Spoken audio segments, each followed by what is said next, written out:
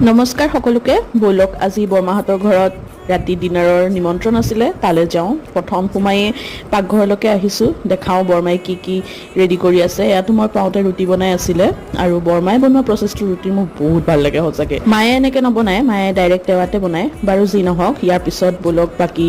দেখাই লওঁ মোক প্ৰথমতে কাৰণ ব্লগৰ ষ্টাৰ্টিঙত মোৰ মুখখন দেখুৱাই নহল লগতে এয়া বৰ্তা পেহী মোৰ ভণ্টি সবে বহি টিভি চাই আছে মই আকৌ আজিকালি ইমান টিভি নাচাওঁ গতিকে কবই নোৱাৰো কেতিয়া ক'ত কি দি থাকে কাকো চিনিও নাপাওঁ বাৰু যি নহওক এয়া আহিছো খোৱাৰ টেবুলত আৰু হেদিনা সব ভেজে আছিল নন ভেজ একো নাই কাৰণ শনিবাৰ আছিল আৰু শনিবাৰে